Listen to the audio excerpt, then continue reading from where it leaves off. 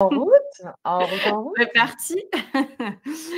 Donc aujourd'hui, comme je disais, on va vous parler des 7 tendances SEO en e-commerce pour 2025. Tout d'abord, de quoi on va vous parler dans les grandes lignes? On va vous parler de familiarité, d'émotion. On va entrer dans la tête des utilisateurs, de vos utilisateurs. On va vous parler d'images, de high overviews parce que c'est le sujet quand même assez chaud du moment, l'intelligence artificielle et le e-commerce. On va vous parler de changement de SERPs, de nouveaux mots-clés, de EAT également en 2024, où est-ce qu'on en est, et également de règles Google Merchant Center. Avant d'aller dans le sujet, dans le premier sujet, du moins la première tendance, je laisse la parole à Myriam pour nous présenter un peu SEMrush. Oui, parce qu'en fait, c'est bien gentil d'expliquer ce que je fais dans la vie, depuis combien de temps, mais la vraie raison pour laquelle on se parle, c'est que les choses vont vite en e-commerce et SEMrush est là pour aider les gens, en fait. Pourquoi? Eh bien, parce que c'est plus de 800 millions de domaines qui sont dans notre base de données, plus de 25 milliards de mots-clés PPC et SEO. Et si vous n'êtes pas convaincu juste avec ces quelques statistiques et les merveilleux logos principalement américain ici, vous pouvez aussi aller voir ce que les gens en disent. On a été voté numéro 1 sur les listes G2 de 2024 dans le domaine SEO. Merci Myriam. Donc pareil, pour ceux qui ne connaissent pas encore SEMJ, on est une équipe de 60, presque maintenant 70 personnes situées à Lyon. On vous permet de maximiser le levier content SEO grâce à une plateforme dédiée, donc qui utilise notamment de l'IA pour gagner en productivité et gagner en performance avec vos contenus. Comme vous le voyez sur la slide, on accompagne également de grosses marques comme par exemple Alliance, la Massif, etc. Mais également des plus petites marques, mais qui ont des forts enjeux de croissance sur le pilier content SEO également.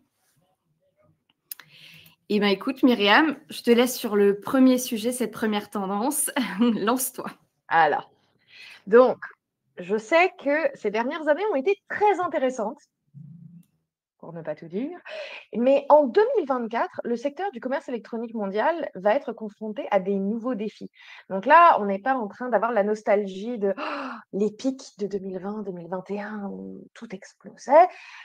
On se retrouve à faire face à de nouveaux enjeux, que ce soit au niveau technologique, que ce soit au niveau légal, mais aussi au niveau des attentes des consommateurs et consommatrices. Donc, chaque année, SEMrush fait des études très poussées en e-commerce et nous avons sur une analyse vraiment plus localisée. Donc, au lieu de parler du monde entier et de se concentrer sur les États-Unis, on est allé se poser la question, qu'est-ce qui se passe et qu'est-ce qui se passe en France plus spécifiquement? Donc, les grandes sources de trafic pour le retail français, c'est le trafic direct et la recherche. Et ça peut paraître normal pour tout le monde, mais la vérité, en fait, c'est que le trafic direct, il est beaucoup plus important en France que dans la moyenne européenne. On va expliquer pourquoi bientôt. Et point très important, la participation des femmes a augmenté. Donc, on est passé quand même de 33% à 53% en un an. À bon entendeur, parce que ça impacte aussi vos stratégies e-commerce, bien entendu.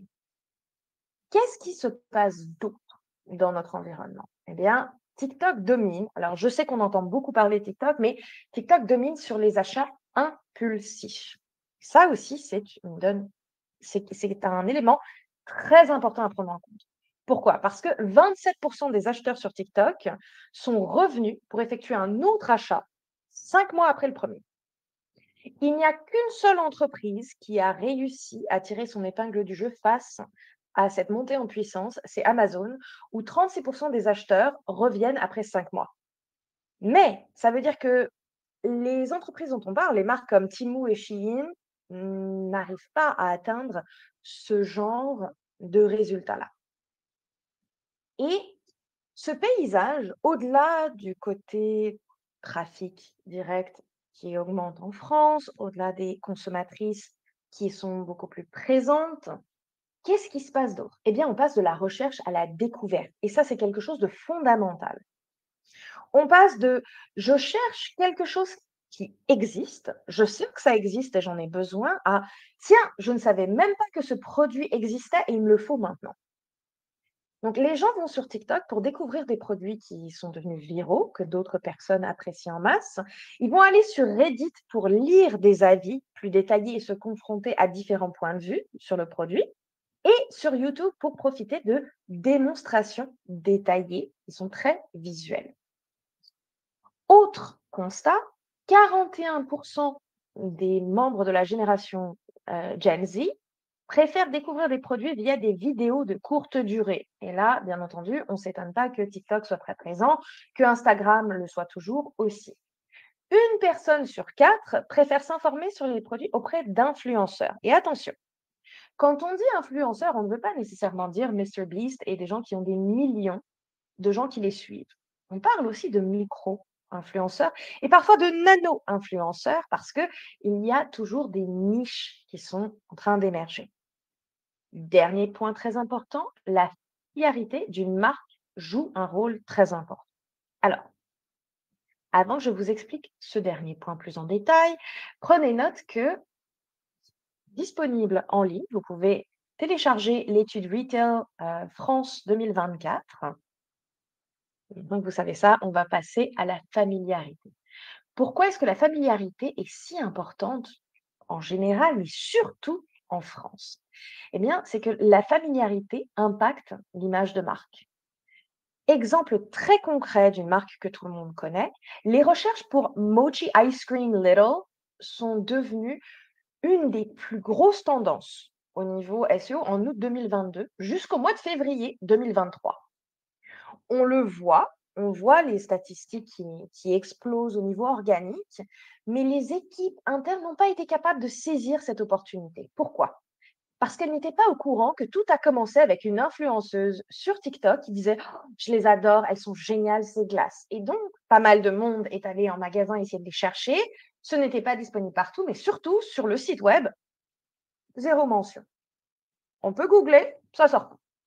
Donc, vous comprenez bien que la familiarité, l'image de marque, c'est important, ça ouvre des opportunités. On le voit ici avec ce produit spécifique que les gens ne voulaient pas acheter ailleurs. Et malheureusement, quand on n'est pas nécessairement toujours au courant de ce qui se passe par rapport à notre marque, on ne réagit pas assez vite. Là, je dois dire quand même, c'était plusieurs mois où si je produis n'aurait pas fait de mal. Qu'est-ce qui change d'autre aussi au niveau de la familiarité? Bien, c'est tout ce qui est levier émotionnel, tout ce qui est tous les déclencheurs émotionnels qui vont impacter la prise de décision. Donc là, le but du jeu pour vous, c'est de connaître et de bien exploiter les ressorts psychologiques qui vont aider les gens à prendre une décision.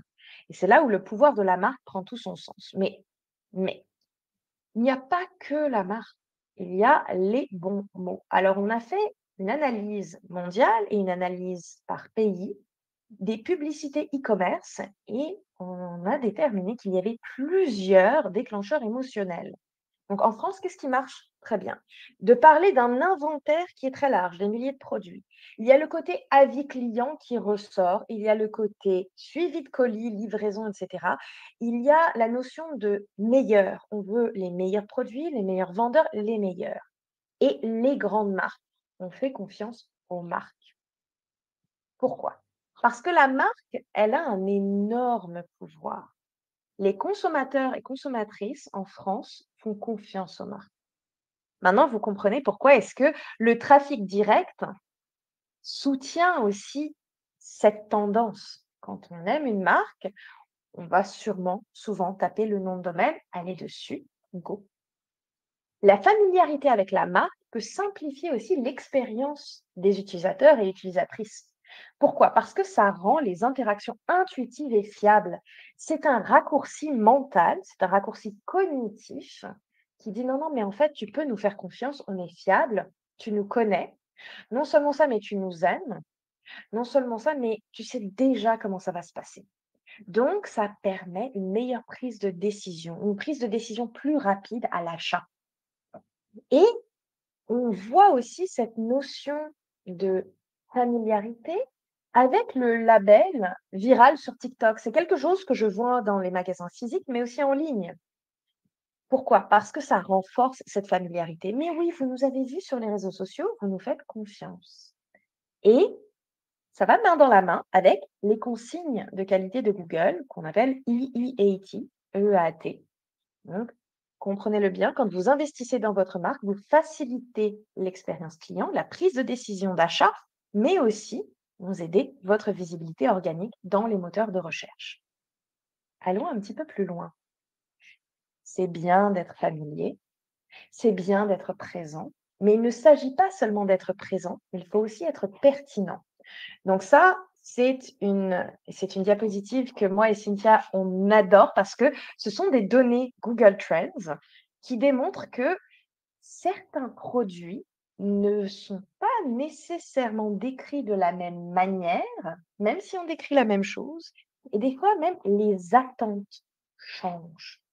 Donc là, on peut le voir. Une grosse partie de la France aime les pains au chocolat et une partie de, du Sud aime les chocolatines. Et on peut retrouver d'ailleurs cette petite guerre des viennoiseries jusqu'au Québec où les lignes sont définies. Et les gens ne savent pas pourquoi, mais ils savent qu'ils ont leurs mots. Petit zoom sur l'Europe. Sortons du côté familier où vous avez l'opportunité de regarder les avis clients, de voir ce qui se dit en ligne pour détecter tous ces éléments-là. Mais qu'est-ce qui se passe dans le reste de l'Europe qui fait que la France est un petit peu différente? Eh bien, l'Espagne, au niveau de l'expérience d'achat, va mettre l'accent, enfin les Espagnols vont mettre l'accent sur la livraison gratuite et le plaisir de la découverte des produits. Ça, c'est quand même assez familier pour nous, hein. Tandis qu'en Allemagne, on se concentre sur le côté pratico-pratique, tarification sans stress, on veut que ce soit clair, on veut que ce soit rationnel et pragmatique.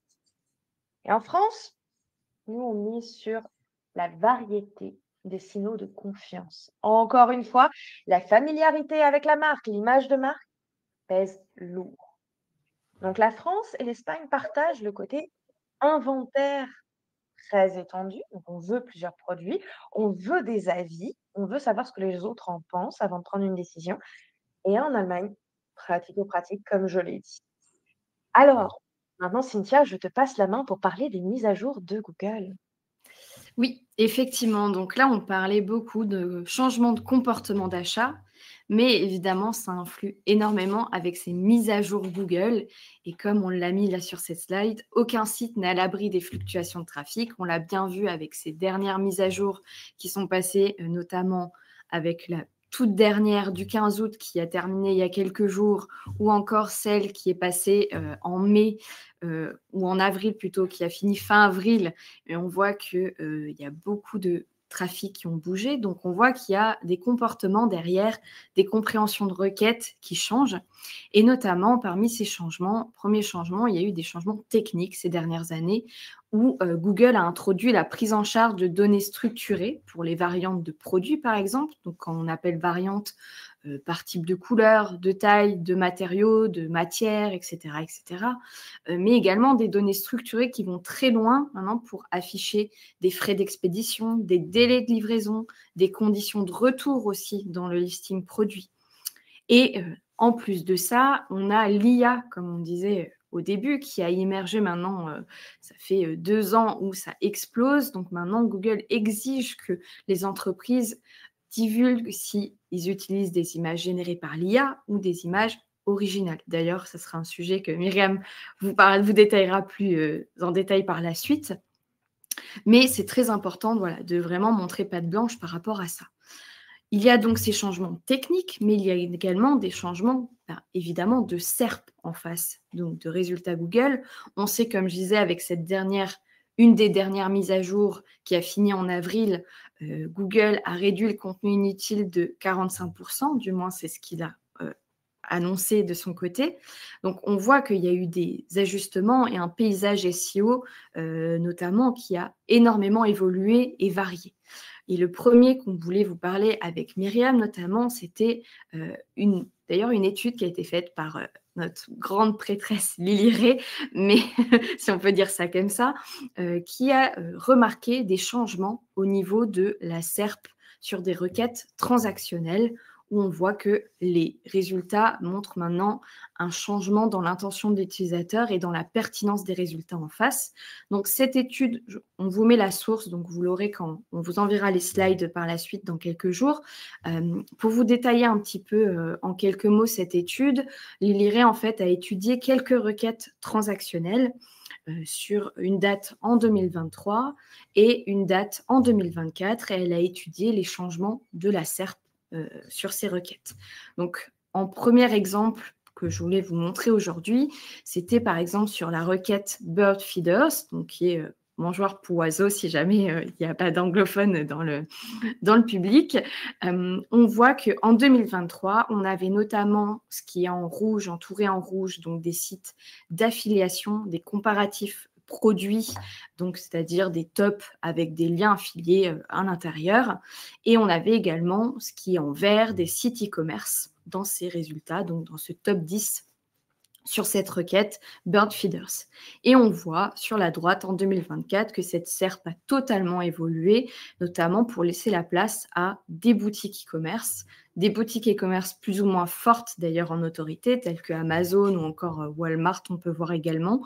Donc on voit que ces SERP ont quand même pas mal évolué pour pousser ce côté transactionnel. Pour vous donner un autre exemple, il y a également les jouets pour garçons de 2 ans. On voit que toujours entouré de rouge, ces sites affiliés apparaissaient en 2023. Également, ces sites e-commerce apparaissaient en moins nombreux, mais il y en avait déjà. Et en 2024, on voit que c'est passé en total vert et jaune. On voit une nouvelle couleur. Donc le jaune, comme vous l'avez compris, c'est tout ce qui est le contenu généré par l'utilisateur. Donc, comme parlait Myriam tout à l'heure, tout ce qui est avis sur Reddit ou partage d'expérience, mais également tout ce qui est réseaux sociaux. Et là, on le voit dans l'exemple, même réseaux sociaux vidéo comme YouTube. Donc, on voit qu'il y a un vrai changement là-dedans.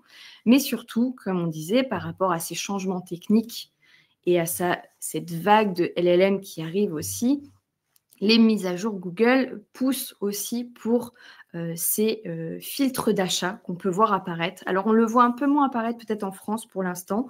On le voit sur certaines requêtes. Là, on vous a pris un exemple assez girly avec des ongles holographiques où on voit qu'il y a des filtres d'achat qui apparaissent dans ces résultats. Donc, des filtres, comme on disait tout à l'heure, sur des données structurées telles que par matière, par couleur, par prix, donc par livraison également. Enfin, voilà, vraiment où la SERP évolue aussi dans ce sens-là, donc où ça reflète des changements au niveau des comportements d'achat. Pour aller encore à plus loin sur ces changements, on voit qu'en face, évidemment, des nouveaux mots-clés émergent, donc que les comportements derrière, les coutumes, les valeurs en fait, sont beaucoup plus prises en compte maintenant en face de l'utilisateur, notamment. On reste bien dans le girly, on est sur du Dior Addict Lip Glow en exemple ici, comme vous voyez, où on voit qu'on n'est plus sur comment recharger son Dior Addict, quel impact a le taux d'humidité, donc vraiment des consciences maintenant écologiques, zéro déchet, de santé qui ressortent dans tout ce qui est, donc là on voit les PA, les autres questions posées. Donc on peut s'imaginer qu'aujourd'hui, vous avez une vraie valeur en fait à venir apporter sur ces questions très précises. On sait qu'aujourd'hui, on a des choses qui peuvent être faites avec l'IA sur des requêtes beaucoup plus génériques, beaucoup plus globales, mais vous pouvez amener une vraie valeur, une vraie expertise, ce serait sur ces requêtes. Par exemple, je donne un exemple à chaque fois. On parlait avec Myriam avant ce webinaire. Bon, on va être un peu moins dans le glamour cette fois, mais par exemple, Myriam me posait la question, elle me disait, est-ce que tu sais que les chiots, par exemple, vomissent leurs dentelés? Bon, elle dit non, moi pas du tout, je ne sais pas, je n'ai pas de chiot à la maison, je ne sais pas. Mais effectivement, c'est ce type de requête où vous pouvez apporter vraiment de la valeur sur des choses très précises que l'utilisateur va venir chercher dans Google. Pour donner un autre exemple un peu plus sympa et pour apporter un peu de soleil sur ce temps de pluvieux, si jamais vous avez également la pluie chez vous. Par exemple, une personne cherche des activités à Rome parce qu'elle veut partir faire un voyage à Rome.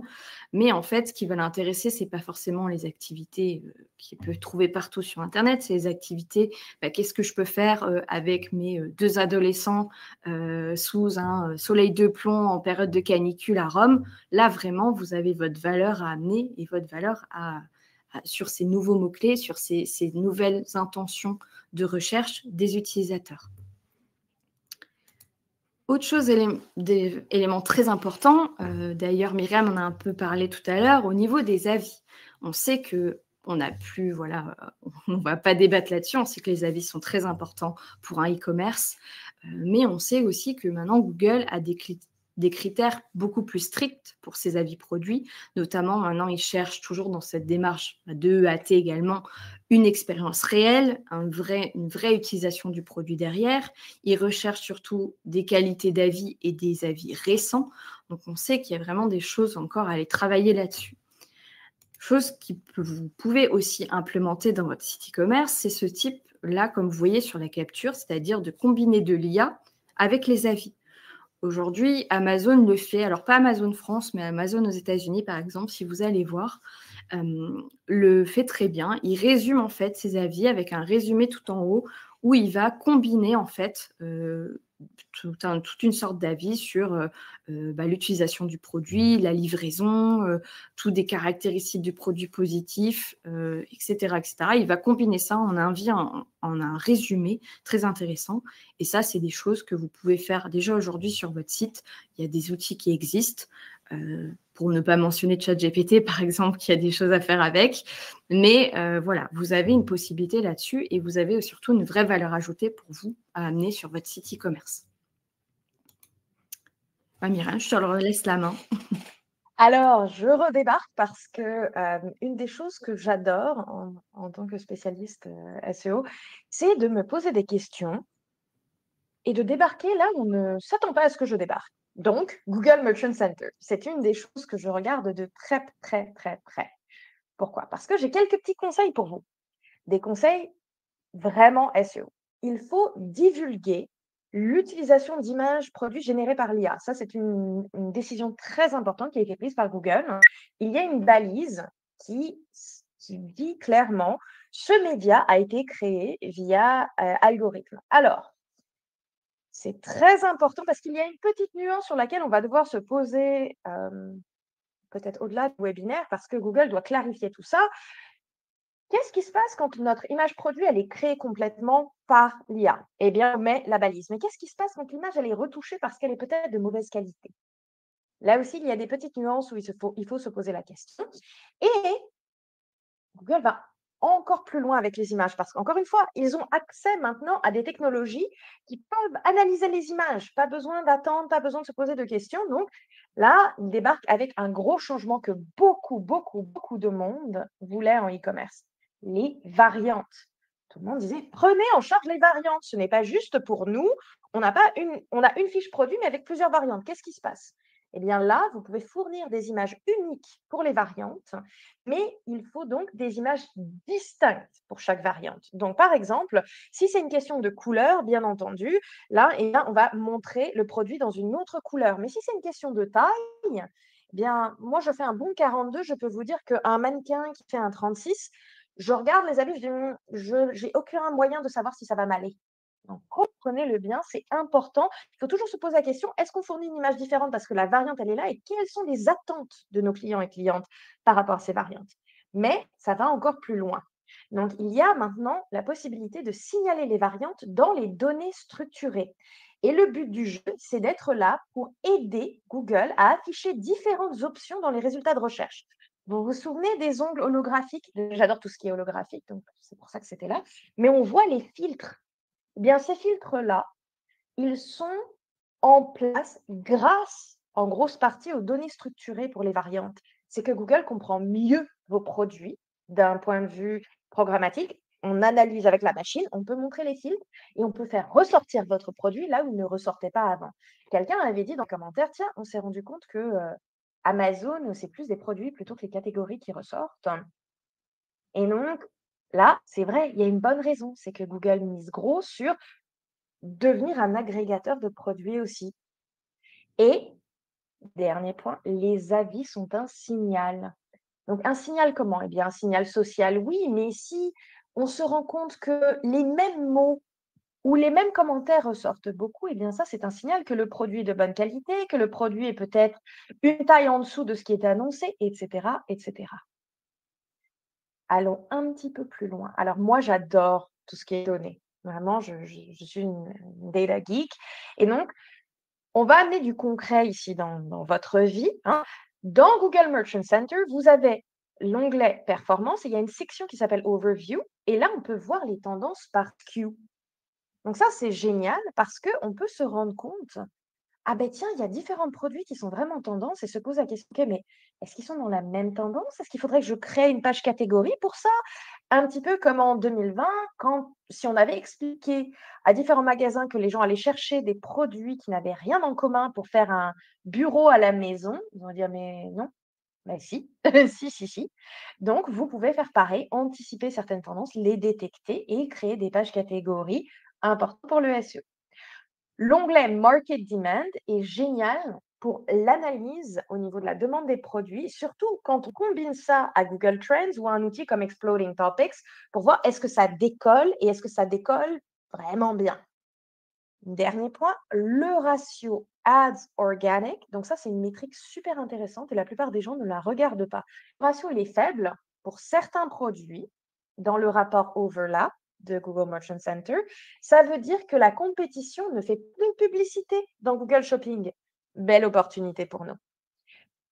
Petit bonus, une des choses que j'aime beaucoup faire, et ça, c'est des résultats qui ne sont pas toujours pareils d'une marque à une autre et d'un marché à un autre.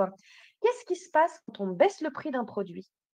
Est-ce qu'on se rend compte qu'il y a un impact sur l'organique? Est-ce que nos produits se positionnent mieux, moins bien, restent pareils? Donc ça, c'est quelque chose que je fais avec BigQuery parce que ça me permet de connecter toutes les données Merchant Center et les données Google Search Console pour le faire. Je n'ai pas la science infuse, vous pouvez le faire aussi, promis. Juste, il faut avoir la bonne façon de penser et il y a de bons tutoriels. Hein, je vais quand même revenir sur les images. Vous vous en doutiez, c'est quelque chose de très, très important. Je le sais, hier, j'ai assisté à une présentation de Mark Plate, qui est le représentant Google du côté technique de la chose. Et toute sa présentation, c'était que discuter sur le pouvoir des images, comment est-ce qu'on les optimise, etc. Il est clair que Google mise gros sur ce média-là. OK. Alors, qu'est-ce qu'il faut savoir? Eh bien, avant de soumettre un nouveau produit, vous testez les liens images dans l'outil d'inspection de Google Search Console. C'est une petite astuce gratuite, ça vous évite de gros problèmes parce que souvent on se dit ah bah tiens, oups, on a fait une petite erreur dans l'URL ou oups, c'est en 404 parce qu'on n'a pas encore publié ce qu'on devait. Eh bien, c'est important parce que si vous devez modifier l'image d'un produit existant que vous avez déjà soumis, là, soumettez une nouvelle URL pour l'image parce que ça veut dire que l'image sera explorée sous 3 jours. 1, 2, 3. Mais si vous modifiez l'image et que vous gardez la même URL, même si vous avez réglé votre problème, il va falloir jusqu'à 6 semaines. Vous vous souvenez, ce n'est pas 3 jours, là, c'est 6 semaines. Donc, à bon entendeur. Hein. Qu'est-ce qu'il y a d'autre? Eh bien, les AI Overviews. Et ça, c'est Cynthia qui vous en parle. Exact. AI Overviews, comme je disais, un sujet très chaud, très tendance et qu'on peut se douter que ça va faire une différence en 2025. Alors, juste en petite introduction, on pourrait passer 1 heure sur ce sujet, donc je vais vraiment passer rapidement dessus. On a fait un webinaire dédié avec CMJ, donc je vous invite vraiment à aller le voir si vous voulez aller plus de détails dessus. En tout cas, pour vous faire, on va dire, une mise à plat de ce qui se passe aujourd'hui en septembre 2024 par rapport à AI Overviews. Pour rappel, c'est la fonctionnalité IA générative dans les résultats de Google. Aujourd'hui, c'est en déploiement aux États-Unis et j'ai vu là, il n'y a pas très longtemps que c'est même maintenant au UK, Japon, l'Inde, Brésil, etc. Donc, ça commence vraiment à se déployer. Donc, on peut imaginer qu'en France, ça sera pour bientôt. On n'a pas encore de date officielle, mais ça peut arriver et que ça va avoir effectivement des impacts potentiels importants, potentiellement importants en SEO. Donc, pour rappel, avant déploiement, quand on avait fait, nous, nos tests sur 1000 mots-clés informationnels, on avait remarqué qu'on avait un affichage automatique à 45%, environ 46% si on arrondit, que c'était absent à peu près à 10%. Et après déploiement aux États-Unis, quand on a refait nos tests en juin 2024, on était plutôt sur un affichage automatique de 29% environ et une absence à 71%. Donc, on peut se dire que le déploiement se fait graduellement par rapport à Google, qu'on est redescendu un peu d'écran par rapport aux tests qu'on avait au début d'année et l'année dernière. Donc, on peut se dire que voilà, on y va petit à petit. Ce qui est important à retenir aussi ici, c'est qu'on a fait un test sur 1000 mots-clés transactionnels parce qu'on sait qu'en termes d'e-commerce, c'est ce qui vous intéresse aussi énormément. Et on a pu remarquer qu'aujourd'hui, ou du moins pendant notre étude là, en juin, quand on l'a mise à jour, on n'avait pas encore d'affichage d'AI Overview sur des mots-clés transactionnels. Donc, encore un petit peu de temps pour vous y préparer. Ne tardez pas trop quand même, y allez-y quand même déjà tout de suite. Pour vous rappelez un peu à quoi ça ressemblait pendant nos tests l'année dernière et quand ça s'appelait encore d'ailleurs Google SGE et pas Google Overviews, on avait ces link cards avec des sélections par Google qui prenaient en fait et qui faisaient un résumé sur la gauche. Et du coup, on voit qu'en septembre 2024, on retrouve ces link cards, donc ces sujets, ces mises en avant sur la requête demandée, sans image. Par contre, on est sur du full texte maintenant et toujours ce résumé à gauche sur la requête en piochant dans ses sources, que Google pioche dans ses sources. On voit que le changement principal ici, on voit qu'on ne peut plus converser. On voyait, alors je ne sais pas si on voit bien sur la capture, sur la gauche en bas, on pouvait reposer des questions suite à notre requête dans Google. Là, ce n'est pas le cas aujourd'hui. On ne sait pas encore si ça sera le cas dans le futur, mais du moins pour l'instant, on est sur cet état-là en septembre. On se demandait aussi dans notre étude si les résultats, donc ces 3 liens qu'il met en avant et dans lesquels il va piocher ces informations pour générer son texte sur la gauche qu'on a vu juste avant, est-ce que c'est des résultats qui venaient de la SERP, je vais mettre des guillemets, mais classique organique. On a remarqué que ce n'était pas toujours le cas. Donc, pour vous donner un petit peu de chiffres, un peu plus de détails, toujours sur ces 1000 mots-clés informationnels qu'on a étudiés, on a remarqué que les 3 liens mis en avant par Google étaient seulement en correspondance à 100% avec les requêtes organiques par la suite dans les résultats, sur 12% avant déploiement aux États-Unis, et on est sur 15% après déploiement quand on a refait nos tests en juin. Donc, on voit que la corrélation, sur les stats, on est à peu près les mêmes au moment de nos tests avant déploiement officiel aux États-Unis et au moment de nos nouveaux tests en juin. Les stats n'ont pas beaucoup évolué, comme vous le voyez là sur les schémas actuels. Donc, ce qui nous intéresse aujourd'hui, c'est comment on se prépare en fait pour apparaître dans ces top 3, comme on l'appelle, ce top 3 Google AI Overview, ces 3 résultats qu'il met en avant sur la droite. Comment on y arrive aujourd'hui? Est-ce qu'on devait prendre des critères SEO particuliers? Est-ce qu'on suit encore les critères SEO standards qu'on peut avoir encore aujourd'hui? C'était toute la question qu'avaient les utilisateurs au moment où AI Overviews était déployé. Et on remarque que finalement, c'est toujours les mêmes critères standards avec quelques petites recommandations de notre part, notamment pour apparaître dans ces top 3 Google Overview. Premier conseil, c'est votre page doit correspondre au texte d'AI Overviews. Pour vous montrer un exemple plus concret, je vais vous montrer une capture. On voit que dans ce top 3, il y a un petit résumé qui s'affiche juste en dessous, comme on le voit là sur cette capture. Et on remarque que quand on va plus loin dans le lien, ce petit résumé qu'on trouve dans ce top 3 est en fait le résumé qu'on trouve en haut de la page de l'URL en question. Donc, on peut s'imaginer que mettre un résumé en haut de votre page, de mettre des informations claires, de toujours suivre les critères SEO comme on connaît aujourd'hui et comme on le préconise d'ailleurs dans nos recommandations CMJ dans l'outil, c'est toujours le cas, c'est toujours d'actualité, pas de changement là-dessus. Donc, continuez ce que vous faites aujourd'hui au niveau de votre production, au niveau de vos cocons sémantiques, etc. on sait que vous êtes sur la bonne voie et c'est pour ça qu'on vous pousse d'ailleurs avec CMJ à vous aider à utiliser ces recommandations SEO sur le pilier content. Pour la suite, sur l'EAT, donc on sait que c'est ultra important pour vous, pour les sites e-commerce, qui manipulent des transactions, des données sensibles des clients. On sait que l'EAT a un impact direct sur le SEO et sur la satisfaction des clients. On en a parlé déjà, Myriam en a parlé avant. On voit qu'il y a différents éléments sur ces critères EAT.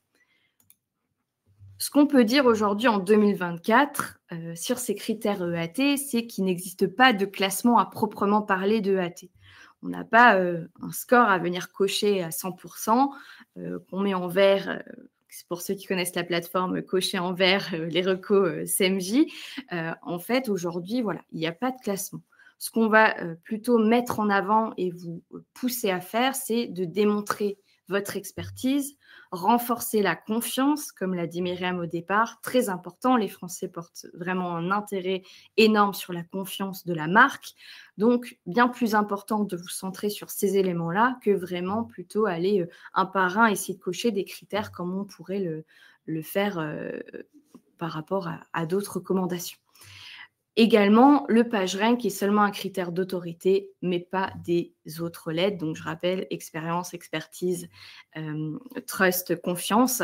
Donc, aujourd'hui, à date, ça, c'est les infos qu'on peut avoir sur l'EAT en 2024. Ce qu'on a voulu vous donner avec Myriam aujourd'hui, c'est aussi des petits conseils, des conseils très concrets, toujours pour aller toujours plus loin. Et notamment, le premier conseil, Myriam, je te laisse embrayer sur celui-ci. Alors, j'ai lu, relu et re-relu à chaque fois qu'il y a une mise à jour de ce merveilleux PDF qui fait de la bonne lecture de chevet, on veut s'endormir, mais si on s'accroche, on voit des choses très importantes. Donc, premier conseil, l'ajout au panier est très important. Pourquoi? Parce que Google, dans les consignes, a dit, pour vérifier la qualité d'une fiche produit, chose importante, c'est de tester si le panier marche. Si le panier ne marche pas, ce n'est pas nécessairement... Oh, donnez-moi juste un instant. Mon micro est littéralement tombé sous ma chaise. Bon, allez, je reprends. Donc, Google dit, il faut tester l'ajout au panier pour savoir si c'est une vraie boutique, si on peut lui faire confiance, si c'est une boutique fiable. Et le problème avec ça, c'est que des fois, on a des petits problèmes en fait au niveau du panier. Il y a toujours des petits problèmes JavaScript par-ci par-là. Alors, mon conseil, c'est quand vous faites un audit, bien entendu, vous faites ce test. Il peut paraître simple, mais vous le faites. Premier point. Second point, si vous allez un petit peu plus loin, traquez-moi ces erreurs JavaScript dans Google Analytics 4 ou ailleurs, mais assurez-vous d'être au courant s'il y a un problème avec votre panier, parce que si vous ne l'êtes pas, qu'est-ce qui se passe? Eh bien, il se peut que le robot de Google passe, le crawler passe, et qu'ils disent, bah, c'est peut-être pas vraiment un site e-commerce. Et là, vous avez des mois à essayer de convaincre Google que non, non, non, écoute, on est sérieux. Donc, prenez bien note de tout ça. J'ai quelques autres conseils aussi, parce que c'est bien de parler de EAT non-stop, mais est-ce que c'est concret? C'est beaucoup de concepts abstraits là. Donnez-nous de la qualité, il faut être de confiance, démontrez-nous votre expertise. Ok, c'est très bien. Mais ils ont traduit ça de manière à ce qu'une machine puisse comprendre ça, prendre le feedback, tout ce que les évaluateurs humains lui ont donné, et vous le retrouvez dans les mises à jour du système Helpful Content. Il y a de très très fortes chances que la machine ait été entraînée sur des exemples de pages de très haute qualité pour Google. Conseil concret, vous devez faciliter la logistique client. Tout ce qui est contact, livraison, retour, conditions générales, tout ça doit être facilement trouvable. Il y avait une petite question au niveau des FAQ dans les fiches produits. Ça, c'est un élément où vous pouvez déjà aider vos clients à prendre une décision d'achat. Est-ce que je me fais mon panier et je me rends compte que la livraison et peut-être des frais de douane vont être tellement intenses que j'abandonne? Soyez en amont de tout ça, expliquez-le dans la fiche produit. Il faut du contenu original, que ce soit les avis, les photos, les vidéos. C'est très important de se différencier et de montrer les produits à leur juste valeur.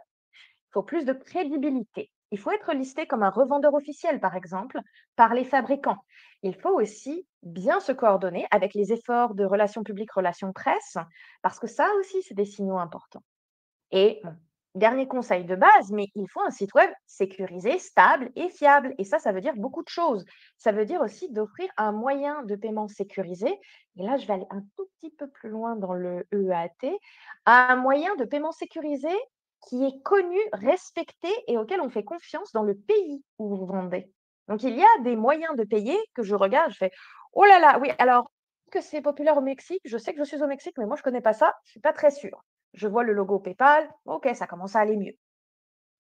Autre conseil très important, certains d'entre vous, vous avez peut-être des problèmes au niveau trafic organique et vous dites, mais qu'est-ce qui se passe? Eh bien, ce qui se passe, c'est qu'avec un système comme la Helpful Content Update, tous ces systèmes-là, ils fonctionnent d'une manière holiste. On regarde tout votre site, on regarde toute votre réputation, on regarde tout. Donc, est-ce qu'on est capable de dire c'est ça le problème? Eh bien non, c'est une myriade de problèmes, c'est une lasagne de problèmes qui s'empilent. Comment est-ce que Google va vous signaler ça? Eh bien, rien. La seule chose que nous, on a trouvé en tant que SEO, c'est qu'il y a un indice. Si les miniatures de votre logo n'apparaissent pas comme le logo orange de SEMrush dans les résultats, il y a de fortes chances que vous ayez un problème de qualité. Donc, ce n'est pas du SEO technique. Attention à tout ça. C'est vraiment un problème de qualité de votre site, de votre contenu, etc. Comme on peut le voir parce que John Mueller a été forcé de répondre. Google a ignoré cette demande pendant des mois et finalement, ils ont dit malheureusement, ce n'est pas un problème technique. Ce n'est pas un problème du côté de Google, ce n'est pas un problème là-dessus. Il y a vraiment un problème de qualité. Qu'est-ce que ça peut vouloir dire pour vous? À vous de l'auditer, à vous de le déterminer. Mais prenez-le bien en compte. Si vous voyez ce petit bout-là, il est temps de s'inquiéter et de creuser. Cynthia, je te passe la main. Merci. Oui, effectivement. Donc, j'espère, on arrive à la fin de ce webinaire. J'espère qu'il vous a plu. On voulait vous donner les 7 tendances, mais les 7 conseils surtout avec Myriam à retenir en fait en sortant de ce webinaire. Et le premier, évidemment, c'est comme le disait Myriam en début de webinaire, l'émotion est décryptée par les machines. Il faut la prendre en compte dans votre contenu. C'est très important. D'autant plus couplé avec la familiarité, c'est votre clé de voûte en 2025. Vraiment travailler là-dessus. Les SERP sont instables, comme on l'a vu avec les core updates. Ça change énormément, mais pas de panique. Concentrez-vous sur le long terme. Restez sur on disait tout à l'heure, vos requêtes middle funnel, comme on appelle ça, sur les requêtes précises où vous pouvez apporter votre expertise. Il y a également des règles très claires pour que les images soient comprises par le cerveau humain, par les machines, comme on vous a parlé des images tout au long ici du webinaire. Donc, pensez bien à être sur des images originales, vraiment pour mettre en avant vos produits, votre site, tous les conseils d'EAT qu'on a pu vous donner juste avant. En plus de ces conseils EAT, les dernières updates Google ont sûrement été entraînées sur des tests EAT faits en interne par les équipes du moteur de recherche. Donc, on peut s'imaginer que les critères EAT, c'est d'autant plus important toujours sur cette confiance, cette expertise, comme on disait, tous ces conseils que Myriam vous a donnés là sur la fin. Les données de vos flux shopping sont une mine d'or pour la SEO. On a vu les données structurées, ça commence à bouger au niveau de la SERP avec ses filtres d'achat. Pensez-y. Et évidemment, les variantes et les nuances produits sont au centre des mises à jour de Google, toujours dans cette optique d'être sur cette précision, sur ces comportements d'achat qui changent. Donc, retenez bien ces 7 conseils. Essayez de les appliquer en sortant de ce webinaire et venez nous en parler d'ailleurs avec Myriam. On sera ravis d'en discuter avec vous si vous avez des questions complémentaires, des informations complémentaires. D'ailleurs, en parlant de questions, on va essayer d'en répondre à quelques-unes parce qu'il y en a qui, j'ai vu, qui sont apparues tout au long de ce webinaire. Je t'affiche, Myriam, aussi pour qu'on t'en voit. Avant ça, honnêtement, il commence à pleuvoir un petit peu dans mes yeux parce que j'ai checké le chat et j'ai vraiment reçu de merveilleux compliments.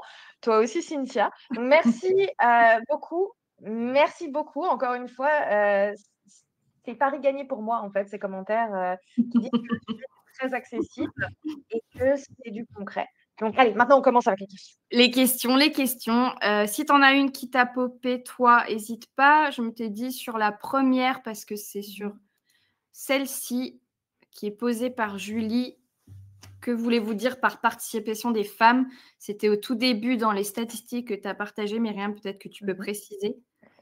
Oui, alors mon conseil, en fait, c'est de télécharger l'étude pour bien comprendre, en fait. C'est un des éléments où cette statistique, elle a été tirée un petit peu hors contexte de l'étude qui a été faite, donc je conseille vivement d'aller voir l'étude.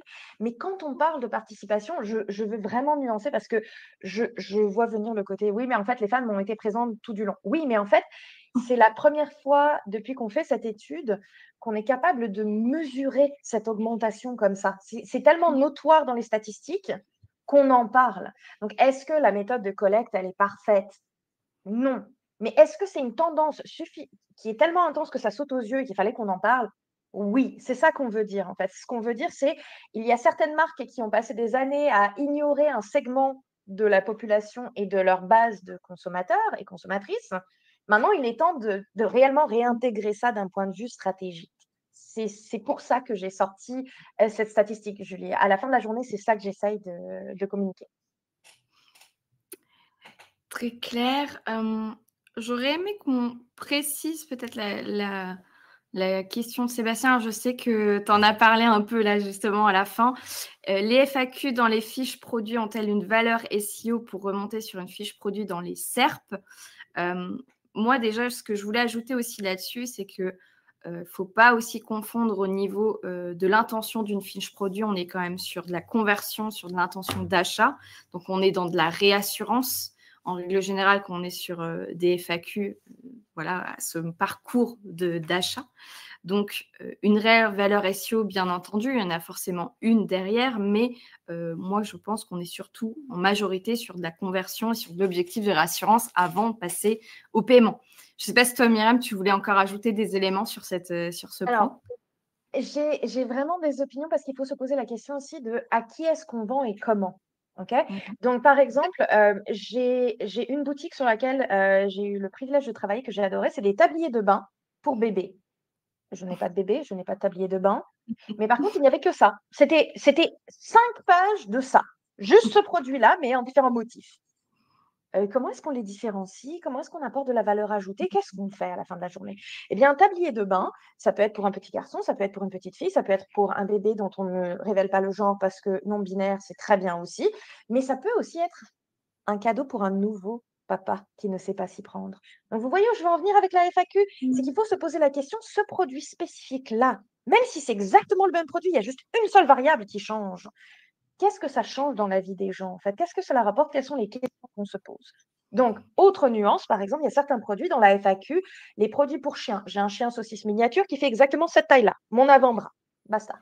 Quand je vois les énormes produits où je dis, mais en fait, je pourrais nourrir 4 de mes chiens sur 4 de leur vie complète. Non, c'est parce qu'en fait, c'est pour des propriétaires qui ont, mettons, 3 labradors. C'est là où la FAQ, elle prend tout son sens. Tous les bouts qu'on peut retrouver aussi dans les avis, on ne sait pas où les mettre, mais on sait que ce sont des questions qui reviennent. C'est là, on embarque ça dans la FAQ. Voilà. Exact. Alors, sur cette question-là, je vais répondre parce que je crois que c'était au moment des Google AI Overviews, affiches automatiques de quoi. Effectivement, je n'ai pas forcément précisé. En fait, quand on tape une requête aujourd'hui aux États-Unis, parce qu'en France, ce n'est pas déployé, on l'a bien compris, sur des mots-clés informationnels, comme on dit dans l'étude, sur ces 1000 mots-clés, on avait, avant déploiement aux États-Unis, on avait la possibilité d'avoir un bouton qui apparaissait et là, on poussait à générer le AI Overviews de Google. Donc, c'est nous qui le demandions à la base. L'affichage automatique, c'est que c'était un affichage forcé. Donc, Google AI Overviews s'affichait automatiquement sur la requête. Et absent, ça veut dire qu'il n'apparaît pas du tout. On est sur les résultats organiques classiques comme on a aujourd'hui. Donc, c'est ça la différence entre affichage automatique forcé, entre guillemets, absent, et le bouton généré qu'on avait sur le graphique à ce moment-là dans les slides. J'espère que ça précise les questions sur ces éléments pour Marie et également pour Pierre, je vois, dans les questions. Je pense que ça, c'est plus pour toi, Myriam, par rapport à en termes de pénalité, ce que tu parlais tout à l'heure. Oui. Alors, là, en fait, j'aime beaucoup ce que Jeanne a posé comme question parce que c'est on n'est pas gagnant en tant que SEO, on n'est pas gagnant en tant que marque e-commerce avec tous ces changements au niveau de la visibilité et des clics. Pourquoi? Parce que si on ne déclare pas à Google que l'image, elle a été générée ou optimisée via de l'IA, et la machine est capable de le savoir, on le voit, il y a des traces, il y a des éléments dans le code. Littéralement, j'ai baigné là-dedans hier durant toute la présentation de Martin Schlitt. Si on vous attrape, la pénalité, l'addition, elle va être salée. Alors, c'est une question de est-ce que je le fais et je risque un malus parce que Google risque de traiter certaines de ces images peut-être moins bien, leur donner moins d'importance que d'autres images qui sont 100% artisanales? Très vraisemblablement, là. Je ne peux pas dire oui, mais bon, ça fait pas mal de temps que je fais ça, je vois certains résultats. Oui, Jeanne, vous avez raison. Mais le risque, si on se fait attraper, là, elle risque d'être très salée. Donc, moi, ce que je recommanderais, c'est de le faire dès le début, de voir comment ça se passe, d'ajuster et de dire, bon, si on se rend compte qu'on perd beaucoup de trafic là-dessus, au lieu de dire, est-ce qu'on peut tricher, c'est de dire, bon, est-ce qu'on peut juste faire nos photos à nous, même si c'est de moins bonne qualité, ça aura l'air plus authentique, ça va parler plus, puis on évalue si le coût opportunité est là. Cette question est intéressante aussi, je trouve. Diriez-vous qu'il est plus important de travailler les fiches produits ou bien les pages de listing plus globales, donc j'imagine plus page catégorie, si je comprends bien, Lucas, au niveau de la question. Moi, je dirais pas, enfin, Myriam, tu me diras ce que tu en penses après, mais je dirais pas qu'il y ait une importance, on va dire, une importance à travailler plus l'un que l'autre. Ils se travaillent différemment, tout simplement. Les pages catégories, on est vraiment sur un travail assez SEO dans le sens où quand un utilisateur tape une requête, en général, il tombe sur la catégorie, sauf s'il connaît déjà le produit qu'il recherche. Donc là, ça, c'est un autre sujet. Travailler les fiches produits sont tout aussi importantes, mais il y a un travail en plus de la sémantique, de la conversion, de la réassurance, de l'expérience utilisateur, tout ce genre de choses. Donc, je dirais qu'il n'y a pas une importance plus ou moins importante, on travaille là-dedans, mais c'est un travail différent. Je ne sais pas si, Myriam, tu veux ajouter des choses là-dessus. Alors, c'est ça mon gros problème dans la vie, c'est que j'ai toujours des opinions.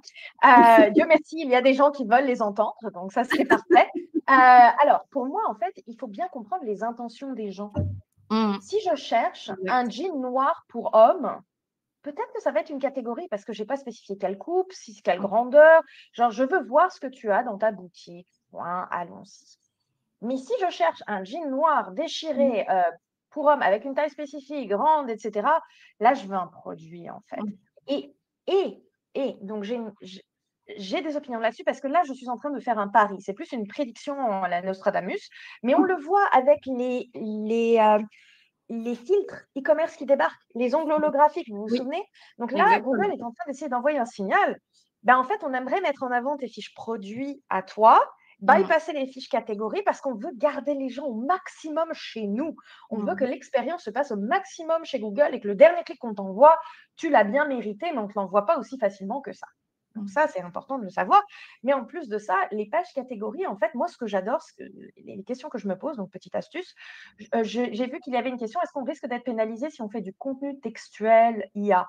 Non, non, Google accepte le contenu tant qu'il est utile, pertinent et que ce n'est pas un copier-coller de quelque chose d'autre, mais passé par un LM. Donc, qu'est-ce que ça veut dire? Ça veut dire qu'on peut même être super dynamique avec tout ce qui est le SEO Edge et de dire, je veux qu'un LLM me fasse une description avec mes critères, mais basée sur les produits qu'il voit dans la page catégorie au moment X où ça se passe. Donc, si les produits changent, etc., la page catégorie s'adapte en fait et reste toujours réaliste. Donc, encore une fois, pour moi, la question, c'est de se poser, OK, comment est-ce que j'aide les gens qui cherchent quelque chose, mais ils ne savent pas exactement encore quel produit, juste quel type, catégorie. Est-ce que c'est clair que quelqu'un cherche un produit très spécifique, que ce soit via le nom, via les capacités, les fonctionnalités, tout ça? Là, c'est beaucoup plus côté produit.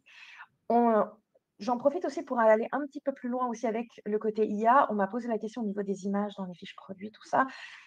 Si vous retirez le fond d'une image, il y a des balises qui ne sont pas la balise qu'on a indiquée là, le IPTC, une autre balise qui dit ça a été légèrement modifié parce que ça se voit dans le code.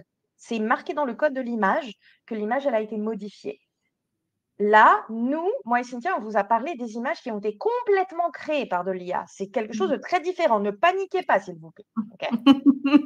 Exactement. D'ailleurs, ça me permet de rebondir sur la question là. Est-il possible de faire ces fiches produits avec l'IA où on est pénalisé? Donc, tout un peu dans le même sujet, pénalité. Comme disait Myriam, je rebondis là-dessus. Idem, le même sujet. De toute façon, je sais que nous, en tout cas, je pense que Myriam, c'est pareil, mais nous, chez SMG, on ne recommande jamais de publier du full IA sans qu'il y ait quand même une repasse humaine dessus. Voilà. Enfin, on reste toujours sur ce discours-là. Mais en plus, voilà, Google n'a pas dit, comme disait Myriam, qu'il allait mettre une pénalité quand c'est généré par l'IA.